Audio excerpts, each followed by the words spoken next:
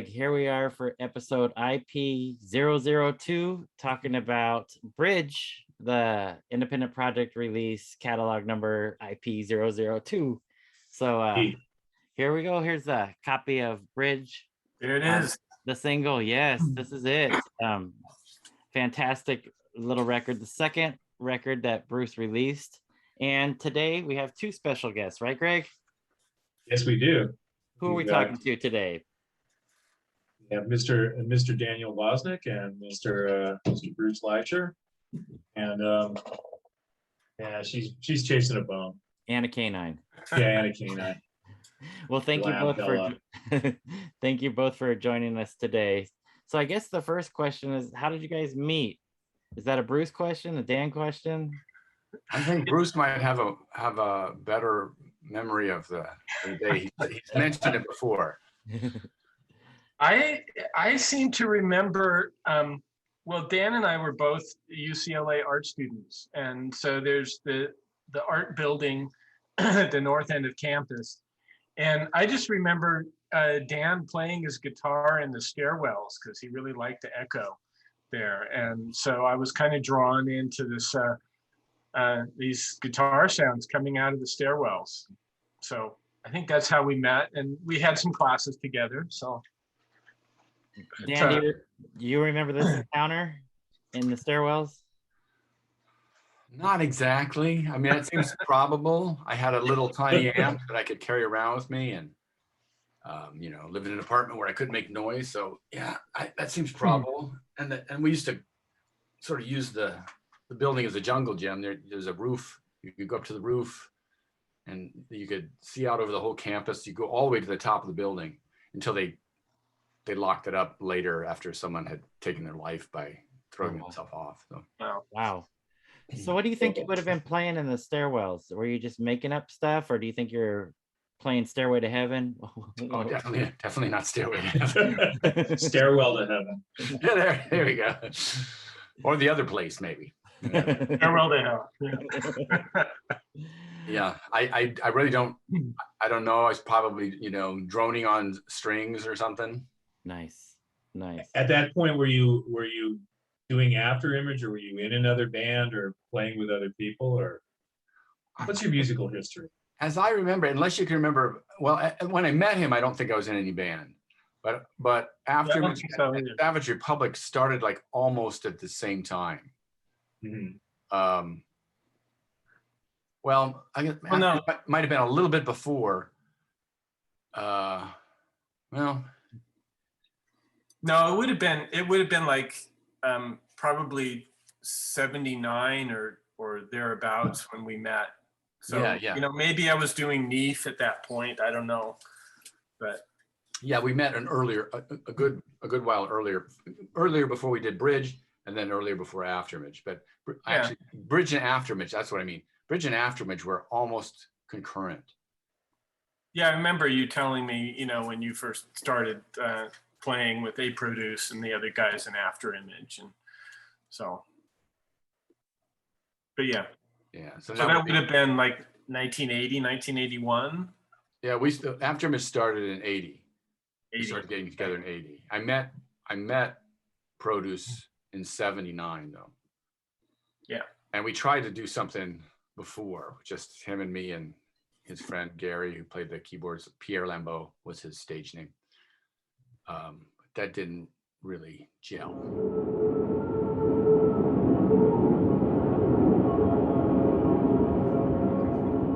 So Bruce, this was released in 1980, and the original single comes with this blueprint, and I think this has something to do with where the recordings took place. Yes, it does. I had been, while I was still a student, the last year that I was there at UCLA, I was making some experimental films in the UCLA Animation Laboratory. They had kind of a loose definition of animation, and so anything that was kind of like stop motion photography or something that was kind of experimental, they would let you do. And I had managed to get access to these subterranean utility tunnels at UCLA because I just thought, well, wow, I'd like to shoot a film down there. And so I did get permission to do a film in the tunnels. And while I was down there shooting the film, Dan and I kind of had the idea of, hey, let's bring our guitars and amps down and see what it sounds like. So we did that at one day. I mean, basically they gave me a key and just said, yeah, just bring it back when you're done. I mean, they wouldn't do that nowadays, but that was pretty amazing. I was kind of shocked that they did that then even. So, there was maybe a 6-month period where I just had free access to the tunnels there at UCLA until they finally asked me to bring the key back. So, but yeah, Dan and I went down there and we took a boom box and we had 2 little amps and a guitar and a bass, and we just found a couple of interesting spots and just started jamming and seeing what we came up with. And the main song was recorded in this area that was underneath a concrete bridge that was filled in on both sides. And so that was where I got the name for the release, Bridge, was because we recorded underneath the bridge. Oh, okay.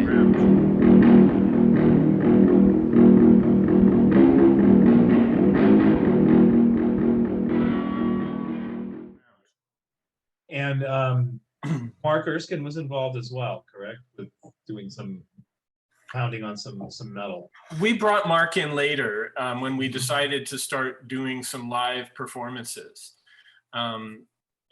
The recording of the 7-inch is just Dan and I. And it's just from that one day that we went down there and recorded, as far as I remember. We didn't record more than one day down there, did we, Dan? We may have gone down another time, but the initial thing was that one recording, and that's where most of that ideas and stuff came from, I think. Yeah. I mean, we might have tried to recreate the magic, as they say. We might have tried. We might have tried. I don't remember. There are some videos that both of you have shared online, and as Greg mentioned, Mark is pounding away on percussion on these recordings, and I love scrap metal. yes, yes, with a 2x4 or A something. 2x4. It's those videos are great because it's just it has a real, like a somewhat, they have a kind of a menacing feel to it, and kind of a little bit of just sort of casual aggression, and especially with Mark, he's Mark, kind of, especially, he's flipping the he's just 2x4. flipping and catching the 2x4, and then just occasionally just smashing some stuff, and you guys are kind of just very stoic and it has a real nice level of tension to it. It's, Yeah, absolutely. Musically and cinematically works very, very well. Yeah. Agreed. And on these videos, and I'm sure on the recordings as well, what sounds like, so Dan, even though Bruce met you playing guitar in a stairwell, you're playing bass. Is that correct? Well, yeah, we switched off. So it was kind of like we would just change instruments at different times. At least that's the way I remember it. I guess the most of the tracks I was playing bass on the original bridge thing, I think, right? Yeah, I think on the record you play mostly bass, and I'm doing the guitar stuff. But yeah, when we started working on material with Mark, and then we brought in a vocalist, Michael Gross, when we had an opportunity to do a live gig, it was actually Jonathan Gold who later became the food writer for the LA Times and the LA Weekly. But he was a student at UCLA, and he was really impressed with these first couple of 7-inches that I had put out. And he was in a band called Overman, and he played cello in Overman. And Russell Jessam was another musician that was involved in a band called Food and Shelter later on, but Russell was also in Overman. So Overman had this gig at a bar in Burbank, and Jonathan twisted my arm and said, "You should put a band together and open for us." Was that the Joey Kills? That was Joey Kills Yeah, Bar okay. and Grill. Yeah. We played there. I played there many times with bridge and with after. So, yeah, but anyway, that was when we started we brought Mark in to do some scrap metal percussion. And then Michael came in and he did all of his vocals through a megaphone. And we were rehearsing in the parking garage at UCLA, and Debbie Spinelli wanders through and she's like, hey, I'm a drummer. If you guys ever want a drummer, I'll play with you. And so we brought her in for a few songs. So yeah, that first show at Joey Kills Bar and Grill was 5 of us up there. Wow. But, and I actually do have a recording of that somewhere. So I'll have to try to find that. Future release, I hope. Maybe. I'm game for that.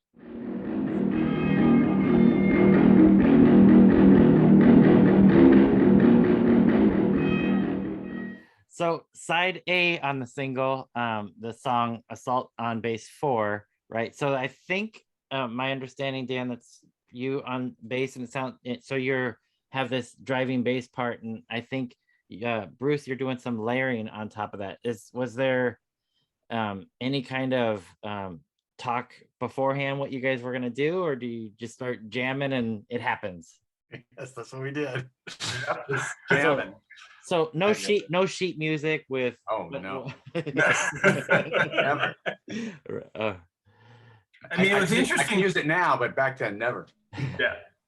Yeah. No, it was interesting because, like I say, that first song was taken under this bridge. And so it was actually a pretty large room that we were in. And so it's a bridge that literally cars could drive over, and the 2 sides were filled in. So it's completely dark. And there was a concrete walkway along kind of the north side of that bridge area. And so I think what we did is we walked to the far end, and then we just like climbed over onto the dirt under the bridge and walked down to the bottom. So it was like probably, I don't know, 20 feet up. It was this huge concrete room under a bridge. And we just set up our guitars and amps and turned on the boom box with a cassette in it and started playing. Wow. So are you running on a generator, or there's electricity down there? Oh, there's electricity down there. Yeah, we must have brought an extension cord too. Yeah. So. Wow. So can I assume that the videos that you guys have both posted, is that the same area where you actually did the recording with the boombox? No, that's in one of the parking garages at UCLA. Okay. All right. So totally different area. Yeah. There's some pictures of that area on. I sort of did the collage of them on one of the videos on my YouTube channel. So that kind of give you a vague idea of what it kind of looked like down there. Oh, okay. Yeah, I've seen that. Yeah, so that was from that. That was from that day. The actual recording session with the boombox. Most of them were anyway. There might have been a few that from another day when we went down for for filming. I was taking some still photos as well, which is what I used for the cover.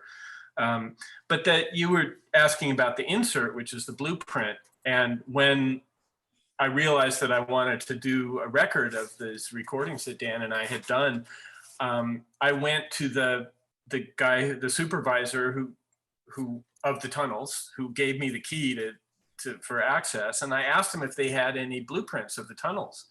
And he basically loaned me one so that I could photocopy it. And then Dan's dad had a blueprint machine at his office. And so we just went in one evening and made Xerox reductions of this and taped them all together and made big sheets of blueprints for the inserts. And then all the rubber stamps, or like some rubber stamps that were there at Dan's dad's office. And we just rubber stamped them with all sorts of different stamps. So I don't remember that at all. Good thing we've got two different brains here.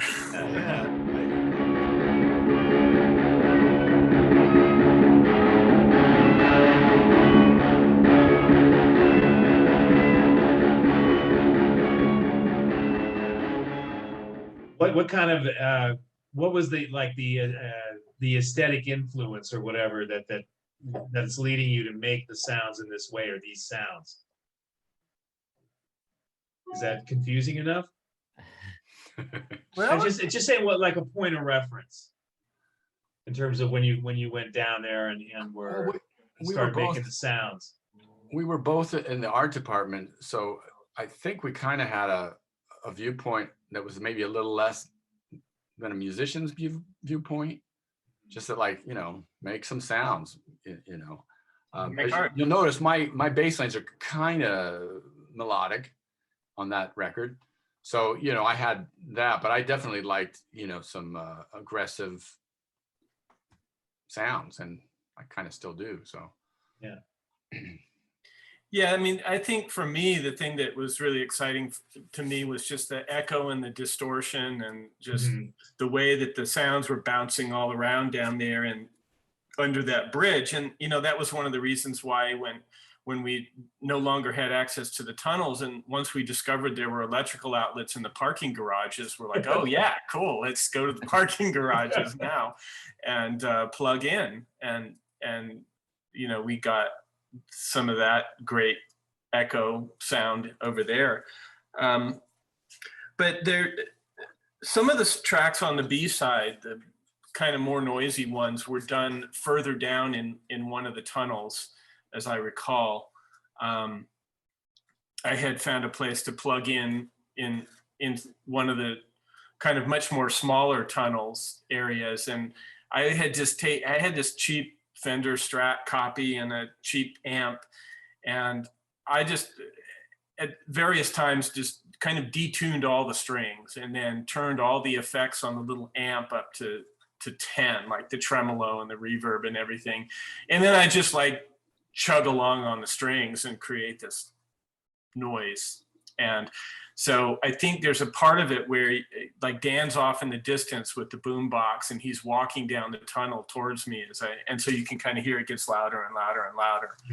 And then he says something, and I don't know what you say on that, Dan, and then it goes into more noise again. So but yeah, it was fun. It was great.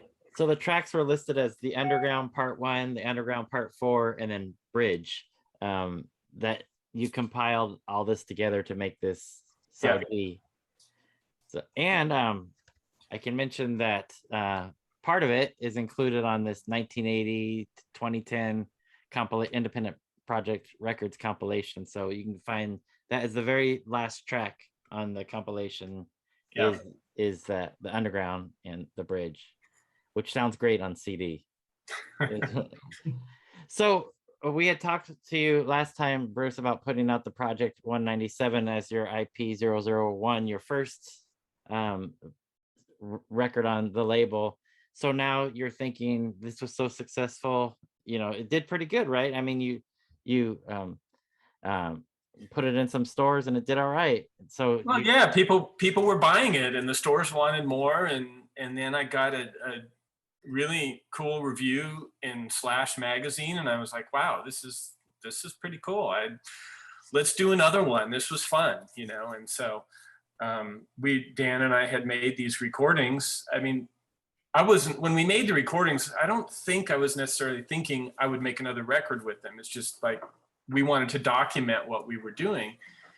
And then once we had something, I thought, oh, well, I can take pieces of this and turn it into another record. So nice. That's what it did. I can't believe it was boombox recordings. Yeah. It was before boombox. It's one of those single speaker. They were about this big. Did you have to press play and record at the same time when you did this? Yeah, I think so. Well, it had a microphone that had a switch on it. So you press those, and then you turn the switch on your microphone, and that would. So it was one of those portable, those little, the smaller. You know, like it might have been a Radio Shack realistic thing, as far as I know. Yeah, no, I had the same kind of thing, and I would record stuff off the radio. You know, I used to have a bunch of tapes of things I recorded off for Dr. Demento, and that was the way I recorded it. Yeah, sitting in front of my parents' mono Magnavox. Exactly. Yeah, I did the same thing.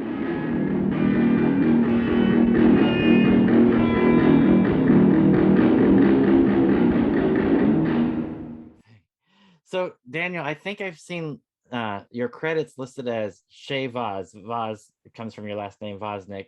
Why Shay Vaz? When I was in high school, I had a friend, and we're still friends, and he just suggested, like in bad French, yeah, why don't you just, he had this little sort of clubhouse that he'd called Cafe Creme, and so he said, Nice. why don't you call, you could have something like Ches Vaz. So that's where it came from. Nice, nice. Thank you, Ray. And how long did you stick with that pseudonym? I did it really for the bridge recording, and I think that's really the only time I've used it, except that that's what my YouTube channel now is called. Nice. So, Nice. And I don't know if I do something. I gave up Afterimage because there's been so many other Afterimages that have appeared, and I even tried to chase one off of CD Baby, but they came back at me with a lawyer, and I could have won, but it would have cost me more than I ever made in Wow. music. So, to get a lawyer Just to cost, prove a point. yeah. So I just said, okay, I'll just walk away and do some. Next time I do something, I'll do something different, and it'll probably be under Ches Vaz. Ah. You should have added some umlauts. Ah, there you go. Nice, nice. Vuz, Ches Vuz, or the straight line across the O, or whatever. Yeah, some kind Nice. of diacritical mark. Yeah, so we did want to mention a little bit that you, Dan, you did have a few releases with A Produce and with Afterimage. Did you want to talk a little bit about those recordings? Well, sure. So I met A Produce in '79. We started a year later a band. Once he met Rich and Holland separately, and then he called me back and said, "Hey, I got these guys are pretty good. You want to come and check it out?" So we immediately had some stuff going on, and so we I had a song called Afterimage, and so that's what we ended up calling it, the project. And so we had a band for a few years, and played once with Bruce's at the time was called Africa Corps, but it became Savage Republic at the Whiskey. That was one of our finer gigs. Whiskey was always good gigs at the Whiskey. It always sounded so much better than just about any place else in town. Yeah. That was exciting. Yeah. Africa Corps at the bottom of the bill, and Middle Class at the top. And then there was another band from Long Beach called Outer Circle, was also on the bill. Outer Circle. Remember Outer Circle? Yeah. Wow. So we put out a single and then a 6-song EP, and they and I think while we were still going, we had a cassette release called AYF that had sort of more raw, rehearsal kind of stuff and some of the stuff we were working on. And then eventually we broke up, and Barry A Produce went off, and he started his Transport Tapes label. And I don't know, I think he really helped congeal that sort of soundscape, trance, whatever you call it, music in LA. At least it had a sort of a focal point. Yeah. I don't really know, but that's what it seemed to me, because that's not an area that I was really that conversant in. Yeah. But Barry started out with those, but then he moved into like his stuff, which is more trance music, and that's what I'm talking about. That had a very long run. He still had that going when he passed. Yeah, and he did release then an Afterimage retrospective tape on Transport Tapes, probably mid '80s or so. And yeah, the packaging that he used on those Transport Tapes releases was designed by Rich Robinson, who was the bass player in Afterimage, and who later was the first bass player in Perry Farrell's band Psycom. And so that first Psycom 3-song cassette was packaged in one of Rich's packages. Ah, And then after he left SciComm, he ended up being, I think, the first bass player in Shiva Burlesque, which is my Oh, no current kidding. partner Jeff Clark's group. So, and I remember back in the 80s, Jeff giving me some early Shiva Burlesque tapes with Rich on it. It's very different, much darker of a sound with Rich on it. And I think that was the last music that Rich did that I know of. So.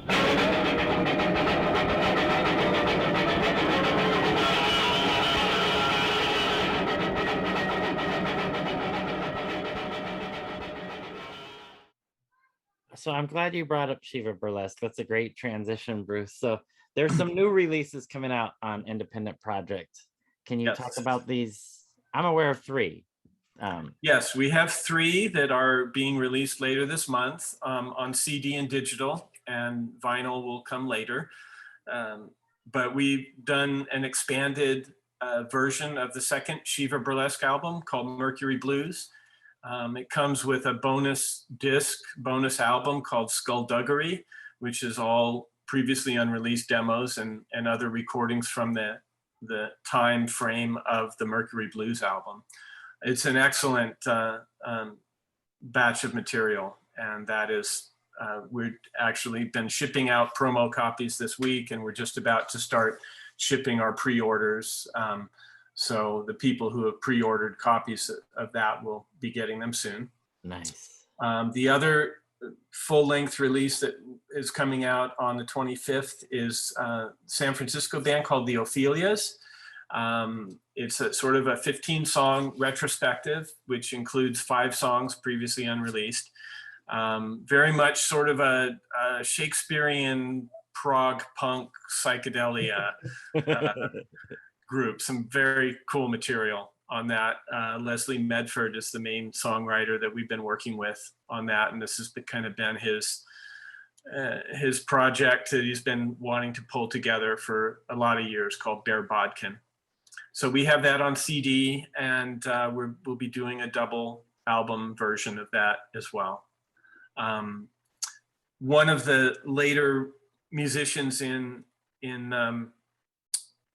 Ophelia's is David Immergluck, who then went on to Camper Van Beethoven, and I believe it was Monks of Doom, and then also the band Counting Crows. So, and he's also been very excited about this project. Wow.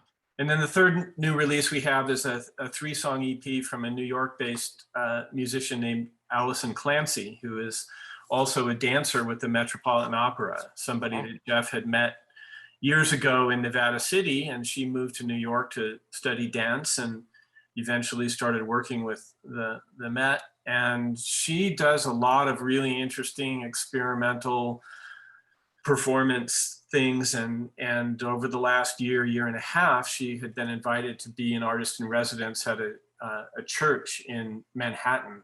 And so she was kind of living in this church and using the church to make music at night. And so we're starting to release some of her recordings, and there is a beautiful video that she had shot of the main song on her Mutant Gifts EP. So these have all been fun projects to work on, and we're excited that they're coming out now. So those are all February releases? February 25th is the official release date. We've had to push it back a couple of times due to manufacturing issues and other things, but they are finally coming out, and like I say, we're shipping promos and going to be shipping pre-orders. Excellent. So with the newer IPR releases, they're in the oversized packaging. Is that what we can expect with these 3 as well? Yes. The Allison's CD is letterpress printed. The Shiva Burlesque and the Ophelias are both 5-color offset lithography, because both of those packages, the artists wanted to use full color imagery that wasn't really feasible to do on the letterpress. So, but they're the same package, the same size package. Each of them have an extra flap on them, so they fold open really big. And they each have inserts and booklets and you know, the usual. Very nice. Yeah, the other ones look fantastic. And if any of our watchers or listeners are following Bruce or Independent Project on Facebook, you can see some of these videos where some of the stuff is getting printed, and it's very exciting. Looks very, very cool. Thank you for sharing that. Those, Sure. I love seeing those. All right. So I should also say that you know, obviously there's more releases coming up that were in the works, and we are talking to Dan about putting together an after image retrospective for. I was going to ask, but I didn't know if it was okay to ask. Yeah, but yes, that is something that is in the works, and there's some amazing stuff that people have not heard before that will be part of the package. Dan, you got to be excited about this. Yeah. Oh yeah.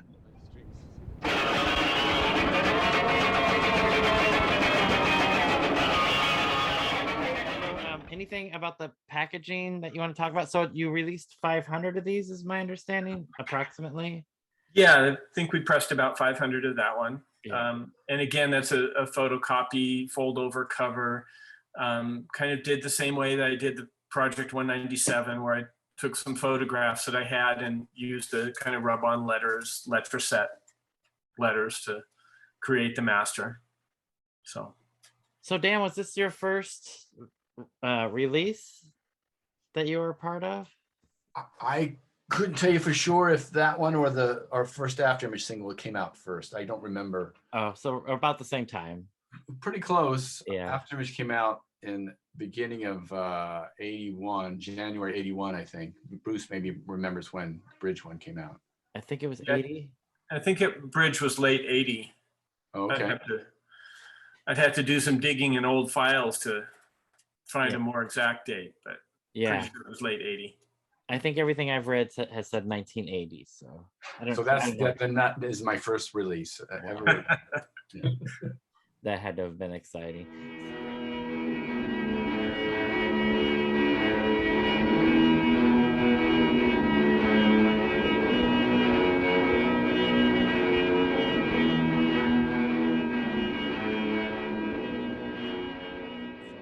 Any last thoughts about Bridge before you guys take off, or any last memories?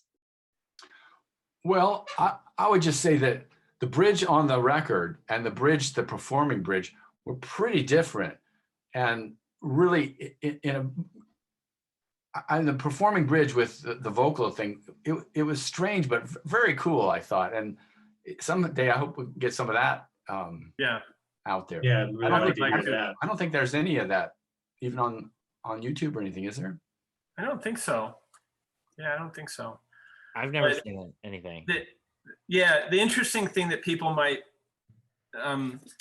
like to know is that the last show of Bridge was also the first show of Africa Corps, which became Savage Republic. Oh. We had scheduled, we'd been doing Bridge for a short period of time, and had done a couple of gigs at some little art galleries and things like that. And I had started working with Phil and Jeff and Long and Mark on what became Africa Corps, and we decided to do a gig together with Bridge and Africa Corps, and we were billing it as a tunnel music thing, because both Bridge and Africa Corps started in these subterranean utility tunnels at UCLA. The first couple of rehearsals of Africa Corps were in the tunnels, a different location, but and then the Bridge EP ended up getting a really nice review in Slash magazine as well by Chris D from Flesh Eaters. Oh wow! He wrote a very positive review about this tunnel music, and so we kind of latched onto that for this gig, and it ended up being at the Brave Dog, which was in downtown LA, which is where we sort of connected with Jack Marquette, who later started doing the Anti-Club and all of that. But we did this gig with Bridge and then Africa Corps, and then Bridge. There were some just Bridge had kind of run its course at that point, and so we could also say that bridge, when we added Debbie Spinelli on an actual drum set, we called ourselves the Tunnel Tones. And there was at least 2 recordings. I That's think right.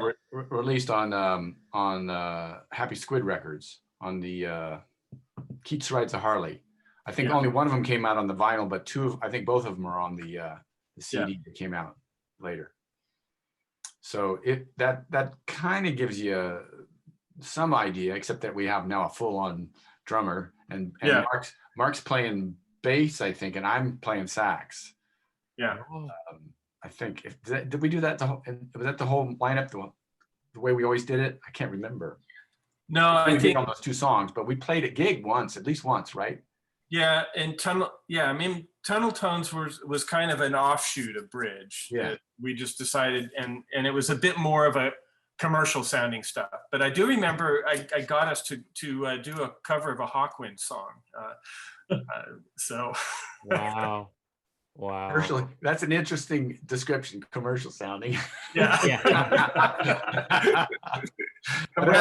Relatively speaking, right? Yes. Yeah, compared to Bridge, I guess so. Yeah. Yeah. It Sort had of, song structure. It had regular song structure. There you go. Yeah. But it's interesting to see when hearing all these different names and the different bands and everything. This is kind of like a crucial time period that was really like an incubator for Yeah. all kinds of other stuff to come. It really was.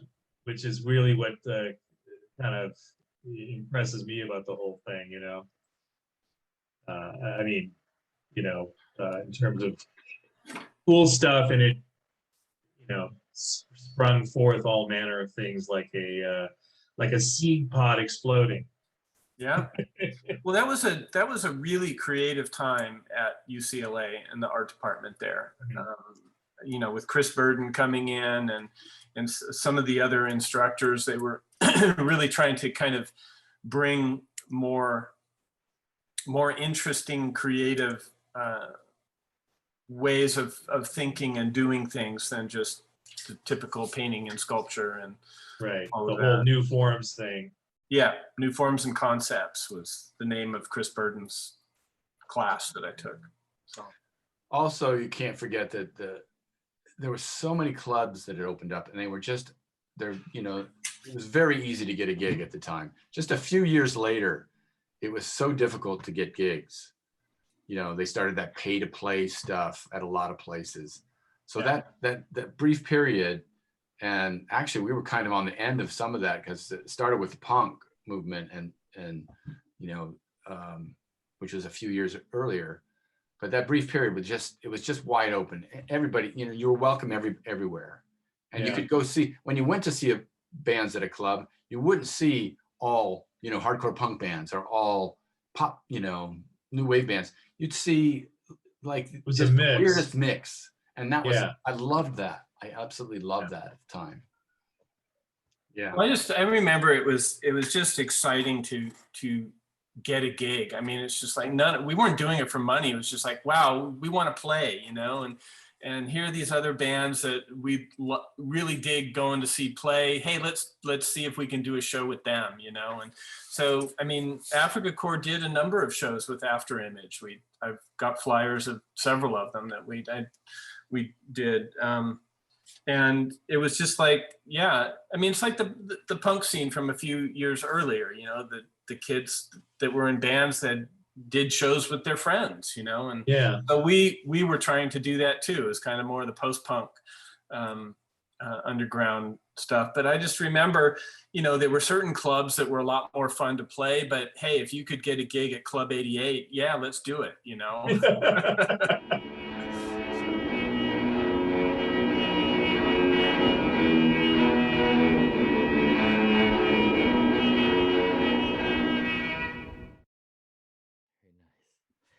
All right, you guys. Well, we'll let you go. We had asked for a half an hour, so I appreciate you guys staying a little bit over. But Thank you. I appreciate you guys taking time to talk about this record. So, Bruce, you probably don't have any of these for sale, I would imagine. No. So I didn't want to say anything if you did, but there are copies of it that I've seen online, and they go for about $50 if you're lucky. So 50 and up. Bargain at twice the price. Yeah, indeed. So if anybody doesn't have it, there's ways to get it, but there was only 500 copies, so there you go. Yep. Anyways, Dan, Bruce, thank you so much for All coming right. to talk about this. We Thanks so really much. appreciate it. Good talking to y'all. Bye now. Absolutely. Hey, Thanks, guys. hasta la vista. Bye bye.